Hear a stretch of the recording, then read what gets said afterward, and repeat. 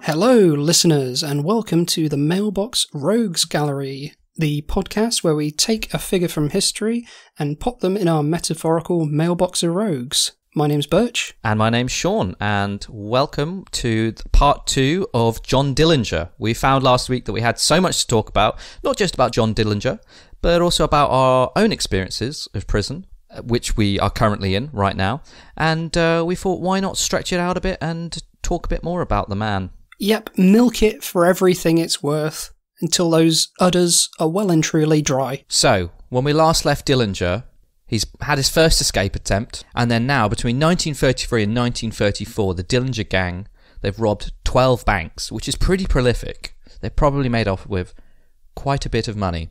In 34, he gets arrested in Tucson, Arizona, and this is where the local police, they boasted that the jail was escape-proof. Because he was something of an anti-hero, Robin Hood figure at this point. Yeah. Known for being wily and sly. So yeah, they've boasted that he's escape-proof. And then you know what Dillinger only went and did? Is he escaped. He escaped. I mean, if anything, that probably spurred him on to actually escape, being told it was escape-proof. Well, that's true, yeah. I mean, because most prisons are assumed to be escape-proof, but that's not a very motivating force. Yeah, exactly. What they should have done is they should have said to him, you know, this prison is perfectly escapable. Then he'd just be like, what's the fucking point? Why even bother? Reverse psychology, yeah. Any old fool could escape from this prison. Yeah. And he thinks to himself, well, I'm not a fool. You'd have to be an absolute numpty to even try to escape just because of how easy it is. Yeah. Well, there you go. That's we learn lessons from history, don't we? We do. Well, this escape attempt, you know, he did escape. It's quite ingenious, this one. The story is a bit rough on details, but what happened was he carved a gun out of wood. So it was probably something like a shelf in his room or some bit of wood that he could get in his cell, and a razor or two. He carved it into the shape of a gun and used it to escape. He held up the prison guards with this bit of wood. Pretty impressive, eh? Very impressive for him. It makes the guards look like utter tits. It does, yeah. Oh, well, apparently he'd blacked it with shoe polish. It looked a little bit like a real gun. I guess, but I mean, at the same time, you're kind of thinking, like, these guards looking at him is just like, oh, what's that? Oh, Dillinger's just got out of woodshop class. Oh my god, he's holding a gun. It's like, put two and two together, come on. Put two and two together, yeah. As a guard, you've got many jobs, I will say. You know, you've got to make sure that the prisoners are escorted between cells and exercise area and keep them safe from each other. But I would say the primary job, like that sits above all else, is don't let the prisoners escape, because fundamentally, if you're not doing that, you're not doing your job. Yeah, that priority is probably very high, maybe even top of the prison guard pyramid. When they're interviewing guards, I'm sure that they mention that as like top priority. Yeah, just one final question. Would you let a prisoner escape? What are your thoughts on that? Well, I've never really thought about it in the realm of being a prison guard. I suppose, now that you're asking me, now that you're putting me on the spot, I'd have to say, no, I would not let them escape. That's just what we were hoping to hear. You're hired. Fantastic, thank you. When can I start? Right away.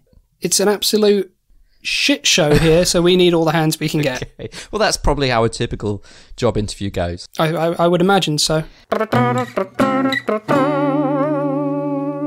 Right, well, I got thinking about Dillinger's plan, carving the gun out of wood. Yeah.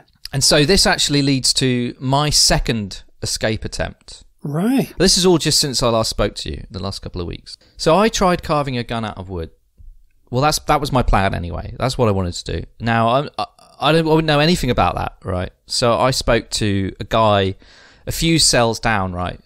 His name's Badminton Jones. Nice, like in the name. Yeah. I know sometimes a lot of prisoners, they have kind of names that are something to do with the reason that they're in there.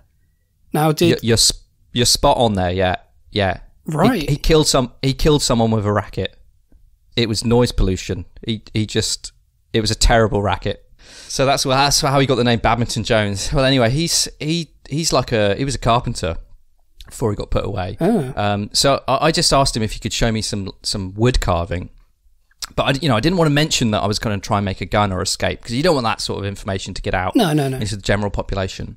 Thing is, though, I didn't realise he was due to get released in like a week. So he taught me how to do some wood carving, but the only thing he showed me how to carve was wooden gnomes, like garden gnomes. Yeah, I know the kind. Yeah, and then he was released to make more noise pollution. Bloody inconvenient. Yeah, well, anyway, right. So the gun thing wasn't going to work because all I could carve was gnomes. So what I essentially had to do was carve a gnome big enough to pass for me. Luckily, I'm not that tall. I'm only 5'6". So I mean, if I was one of those, or if I was 6'5" or something up there, I'm not sure I could have made a gnome that big. No. But I managed to carve a 5'6" gnome. That's including the hat, by the way. That was the first question I had on my mind. Is that including the hat? Okay. Well, anyway, the resemblance was uncanny. Also, it weighed a ton. It was really heavy. Yeah, I mean, I guess something that big, like made of wood. Solid wood, yeah. Oh, yeah. And I didn't cheap out on the wood as well. Like, I got some proper timber. Oh, yeah, you can't half-arse it. No. Anyway, so the other thing I did is I carved a gnome whose hat was the key to my cell. Ah, very clever. Picture a gnome, but where the hat tapers off into a little point, I've carved a key there. So I used that to escape from my cell, lugging this huge gnome with me. Right, so here's what I did. I went into the prison toilets. I set the gnome up facing a urinal, right? So and obviously I undress and put him in my clothes, right? Yeah. So I'm in the nude, and then to anybody who walks in the room, right, they just see the back of me facing the urinal, okay? You usually give someone a bit of privacy. What I did as well is I got a recording. I snuck in a dictaphone, and I got a recording of basically like some water hitting the urinal. Right, okay, yeah. This all sounds very meticulously planned out. Yeah. So I popped that in the gnome's pocket. I put it on a loop, right? So anybody who'd walk by, they see the back of me as far as they can tell, and they can just hear I'm just, making use of the facilities there. Yeah. Right? Put it on a loop, right? That bought me 45 minutes of time. Okay? They must have thought that they must have thought I had a really full bladder. Yeah, having the longest piss in the world, yeah. Yeah. Who knows, I've got a bit of a reputation around here, that's all I'll say. Anyway, so that's bought me some time. Now, using all the other gnomes that I've carved under Badminton Jones's tutelage, these are just normal sized gnomes. These are practice gnomes for the big gnomes. Yeah. Right, so using all of those, I build a pile of them. I just start piling them up by the prison walls, right? And I build a big enough pile over those 45 minutes that I can basically just walk up the pile and step over the prison walls. Oh, that's brilliant. Yeah, I mean, I'd been busy. So I'm on the prison walls now. I hop onto a tree. A snake bites me. Ooh. I fall off the tree. Now, stroke of luck. Okay. And now that I think about it, this is quite similar to my last prison escape. But stroke of luck, right? I fall down and I land on this emu's back. Oh. So I'm there, this emu, he's just, munching some grass outside the prison walls, and I land on his back, right? And I think, oh, fantastic, right? He starts galloping off, right? We're riding off into the sunset. Yeah. Fantastic. I'm holding onto his neck and he's just running. The wind's going through both our hair. It's beautiful. Yeah, I can imagine like a playing in the background as you're going along these beautiful Australian plains. Yeah, well, I had another dictaphone, so I played that. Oh, no. Well, you would, wouldn't you? Yeah, and I also played Land Down Under by Men at Work, just to get me in the mood as well for some outback exploration. Nice. Well, you got to have an escape mixtape, haven't you? Oh, yeah, of course. So we ride off into the sunset. We're riding all night, basically, and it gets dark, so I don't really see where we're going. Now, what I hadn't realised when I landed on this emu And this was a really bad stroke of luck. This was the warden's pet emu. Oh. This was Edgar. Edgar? Edgar the emu. Yeah. I must have written to you about him in some of my letters. Yes. Yeah, of course. Ed, the warden's pet emu. He's the one who won all those beauty competitions for emus and races and things. Yeah. He's always on the podium at the Emu Derby every year. So, Jesus, I mean, what happened then? Well, basically, we're riding off through the night, and because it's dark, I can't really see what we're going. I start to drift off. Next thing I know, it's dawn, and the emu's back in his pen. Oh, no. In the prison. So the guards have obviously, seen that he's come back in for his morning feed, and they've let him in, and then noticed me on the back. And they just stood there waiting for me to wake up, with a big grin on their face. They're all sort of like laughing, sniggering, guffawing. And then I sort of clearly open my eyes and look around where I am. And they're all laughing and pointing. And then they take me back to my cell and they say, "You got us with that gnome. You got us with that gnome. We have to give you that." And I tried, I've had a long night, so I tried to get into my bed. And, wouldn't you know it, the guards put the gnome in my bed. Oh. Yeah, so I had to sleep on the floor. I couldn't lift it after that night. No, well, you'd be tired. And, I mean, to be fair to that gnome, he had you back there with that. He bought you some time, so he deserves a nice rest in a bed. Oh, I can't begrudge him. No.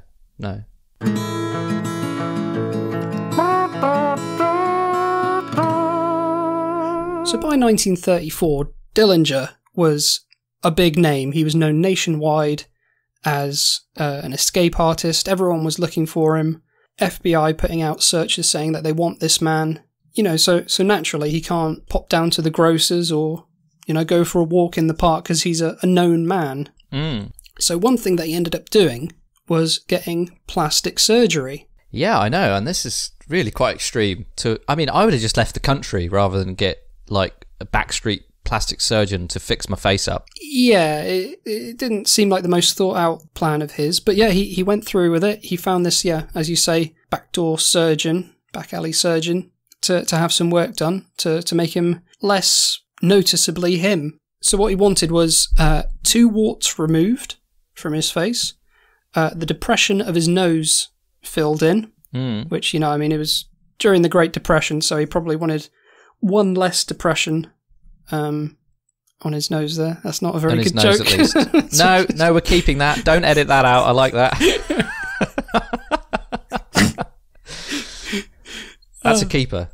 Okay. He had a scar or 2 removed, didn't he? Yeah, I thought I might have misread it. I thought he had a scar added. Oh, added. Right. So just give him a bit more mystique. Yeah, that would probably make him more noticeable though, wouldn't it? Yeah, he didn't really think it through. Like the original plan, my understanding is when he said that, it's just like, I want to be completely unrecognizable, completely unnoticeable, incognito. And they're, oh yeah, what do you want? So he's like, having the warts removed, depression on my nose, and they're like, yeah, that makes sense. And then he was like, what I also want is a knee on my forehead. Ah. And they were like, what do you mean? It's just like, just like a big knee there in the middle of my forehead.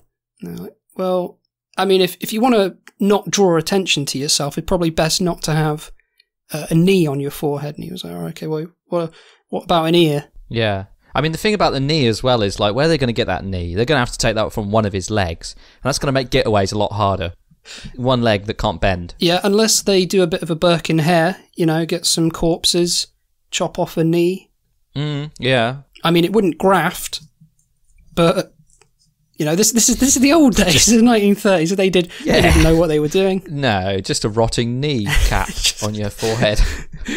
Yeah, so you stand out like a sore thumb or a sore knee. Well, yeah, I was going to say that. Did he consider the thumb when he was going knee, ear, fingers on the head? Well, thumb. He wanted a thumb like on the end of his nose. Oh, yeah. But so like which I think would have. I mean, it'd look a bit odd, but yeah, but distinguished. You'd be distinguished. That's right, very distinguished. Like you could like waggle your nose like a thumb. Yeah. Oh, hitchhiking would be easy. Absolutely. Yeah, you just stick your face out. So, but yeah, he had all these nice little suggestions. The plastic surgeon was like, "No, let's just kind of change the scars, remove the dimples, remove the warts, all that kind of stuff. And he was like, all right, fine. And he did another job for him as well, which is he burned his fingerprints off for Dillinger. So that's nice. Yeah, I read that it was $100 a finger. Yeah. I mean, I tell you what, that's a good rate these days. $100 a finger. Absolutely. I mean, I'd like to think, I mean, if he was getting the whole 10 done, I would like to think that he'd maybe do him like a little bit of a deal. Yeah. Well, considering like they were just using acid, like they were just literally dipping his fingers in acid and burning the fingerprints off. Nobody really wants that done. No, not at all. Yeah. So, I mean, I don't know. He could have like gone down to like $700 for the set. Yeah. Like, if he's only gone there with like $700, you know, you'd look a bit silly just like doing the 7 and then kind of like coming back when you got the money. A bit like when you're having like a big tattoo done. Yeah. You know, it's like, oh, we'll finish this up later, and then you got like this stupid half-drawn tattoo on your back or your arm or something. You want to get it all done in one sitting. Well, either that or you go rob another bank or a grocer. That's true, yeah. He could just like... He's like, I'll just nip down to the grocer's, I'll be right back. Grocers? I thought you needed money. He's like, yeah, I do. Just give me a sec. Comes back with $400 and a bag of plums. Oh, and it's the tip. There you go. There you go, lads.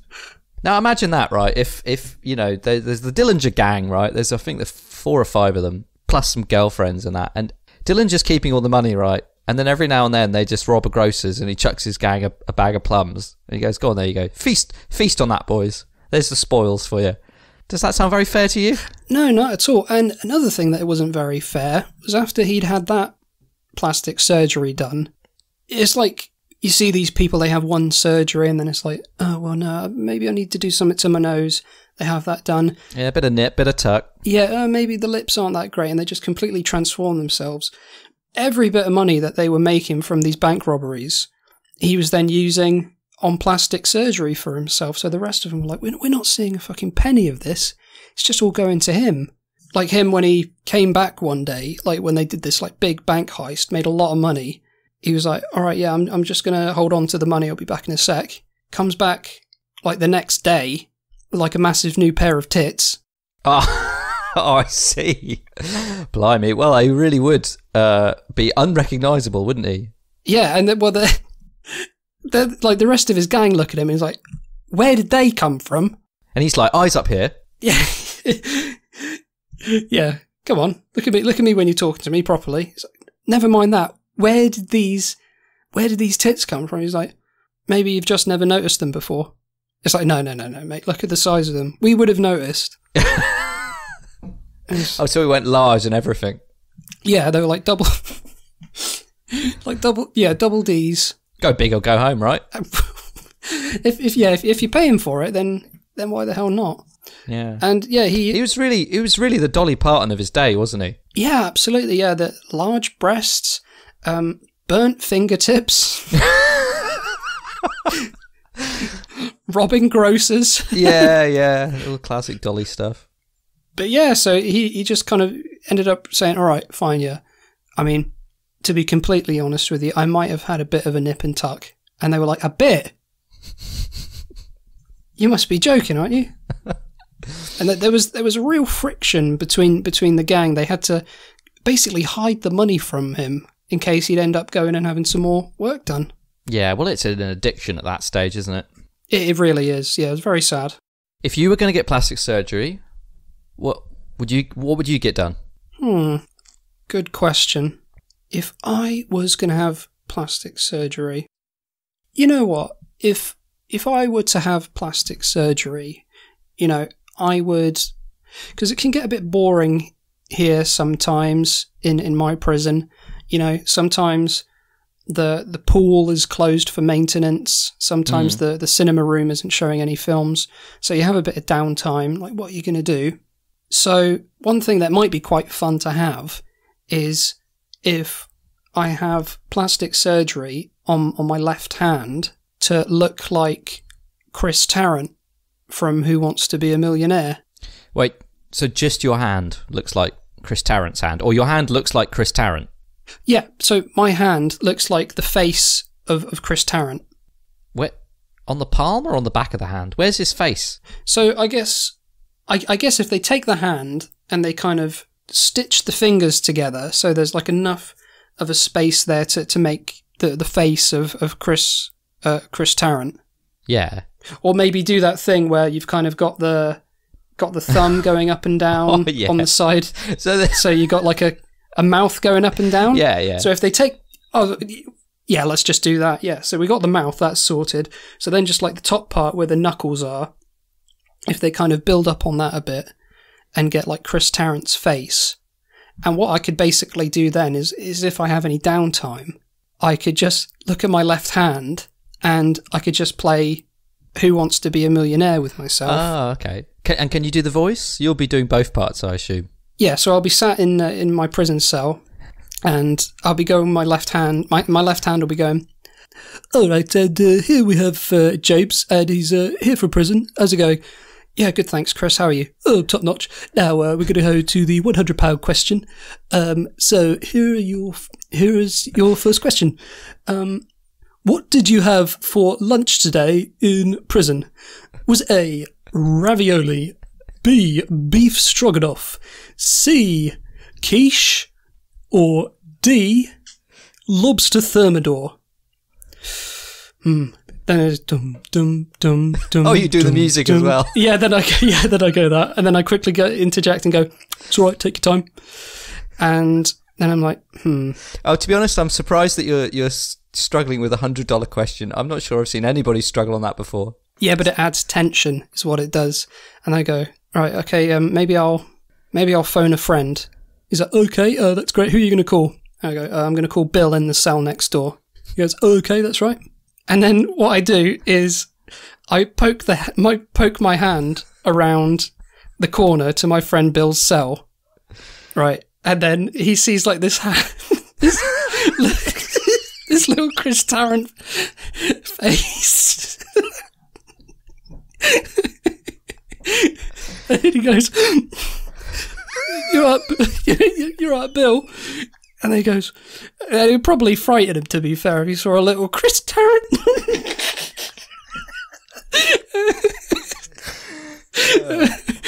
But I'd ask him the question and he'd be like, lobster thermidor, we had lobster thermidor. I said, oh, thank you for that. And then I'd move the hand back and then I go, yeah, D, lobster thermidor. You just won £100. You know, and so on and so forth. And that would keep me endlessly entertained, I'm sure. And if you ever get bored, you can use it as a masturbatory aid.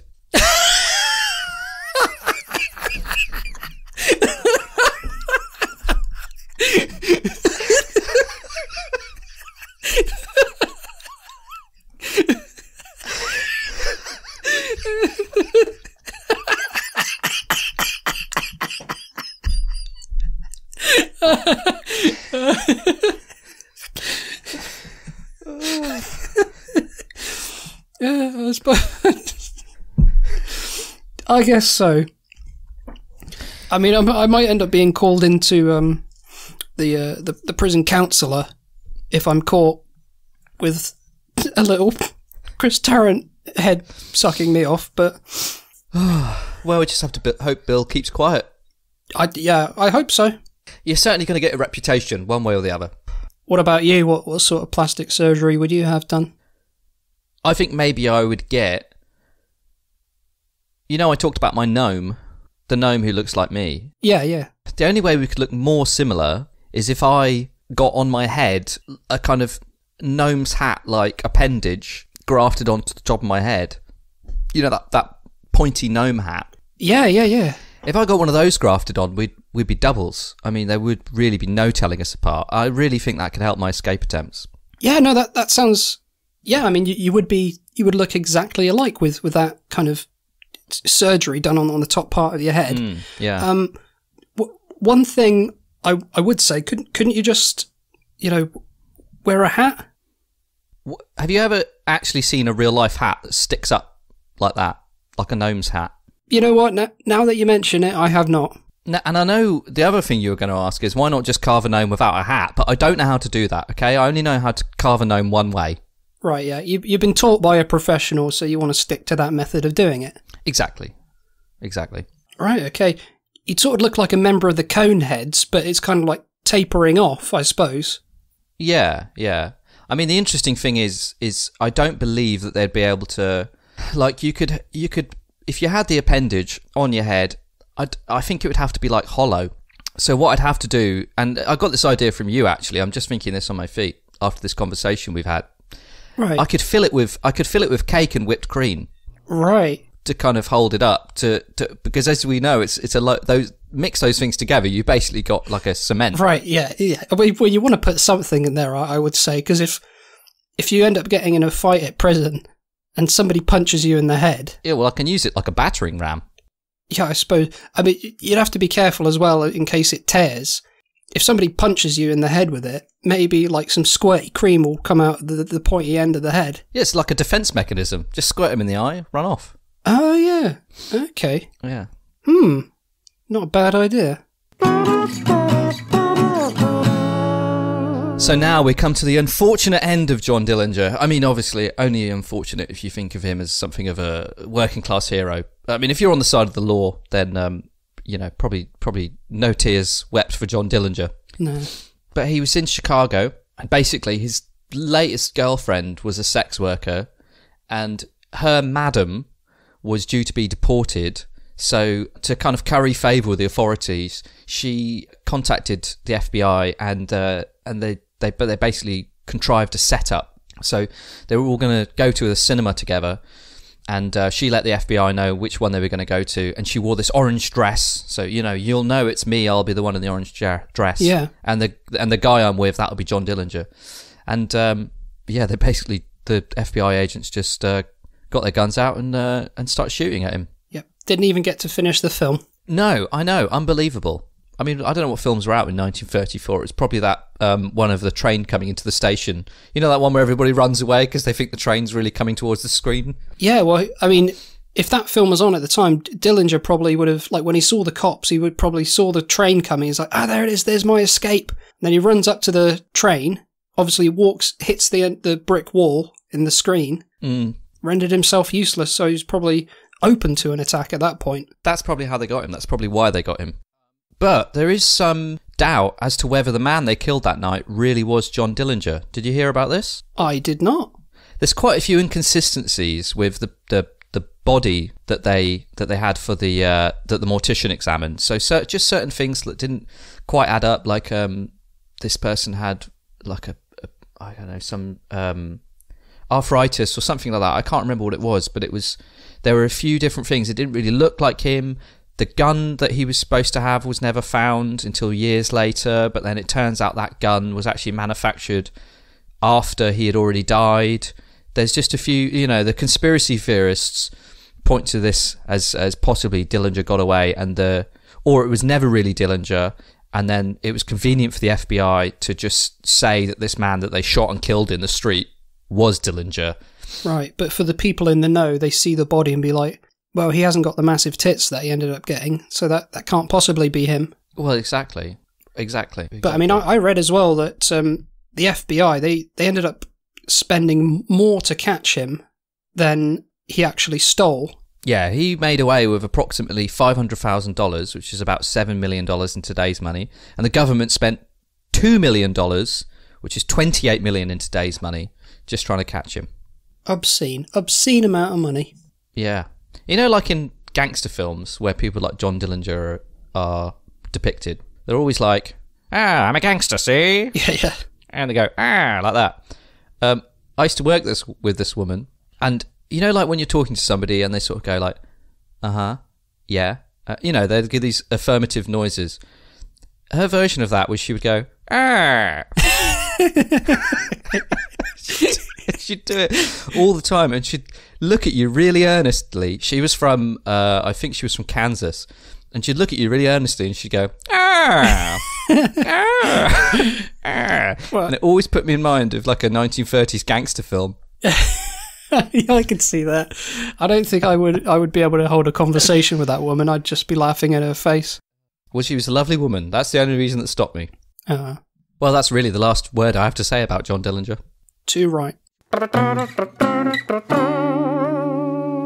So there you have it, folks. That is an exhaustive biography of John Dillinger and his escape attempts, and also some information about how me and Burch have tried to get out from prison ourselves. I am knackered just from this entire conversation. Yeah, let's go have a bit of a lie down after this. Before we do, though, let's just let people know. Well, first of all, thank you for listening. We'll also let you know you can get us on the social medias. We have Instagram. You can catch us at Twitter at Mailbox Rogues. We are also on Facebook as well. And if you still used email, you can email us, mailboxroguesgallery@gmail.com. And we're also on Instagram at Mailbox Rogues Gallery. Nice. You can catch us, of course, wherever you get your podcasts, including YouTube. And if you are listening on Apple Podcasts, please do like, subscribe, comment, review. That would be great. A 5-star review. Just keep making accounts and keep giving us 5-star reviews. We'll be very pleased with that. That's right. We're really banking on that mention in The Guardian, just so that we can get some people to listen. That would be beautiful, yeah. Right, with all this excitement talking about John Dillinger and our recent escape attempts, I'd almost forgotten that me and you are going to be getting out of here soon. That's right. We will soon be free, out of here for good. Yeah, out of our respective prisons. Just 12 hours now. That's all it is, and then we're out. Oh, 12, sweet. I'm counting it down minute by minute, honestly. Fantastic. So next time, when we're outside, we can meet up again face to face for once. Why don't we talk about a personal hero of yours? I know somebody you've always admired and adored. Evel Knievel. Oh, Evel, that's great. Yep, I love Evel Knievel. That sounds like a perfect person to discuss once we've flown the coop. Fantastic. Okay. Well, it's goodbye from myself, Sean. And it's goodbye from myself, Burch. Toodles. Goodbye. I thought that episode went really well, mate. Yeah, that did. Yeah, that went great. Yeah. Fantastic. Okay, well, I've got to get back to my gnome carving. I'm sure you've got you've got to get back to the kitchen, whatever you're doing in prison. So, 12 hours, mate. 12 hours. Can't wait. We'll be out of here. See ya. All right, goodbye. Bye. Now, hang on. I've just realised, since I'm in Australia, there's a time difference, isn't there? Well, I hope he knows that when I say 12 hours, that's 12 hours for me. It's more like, 24 for him? I'm sure he'll be all right.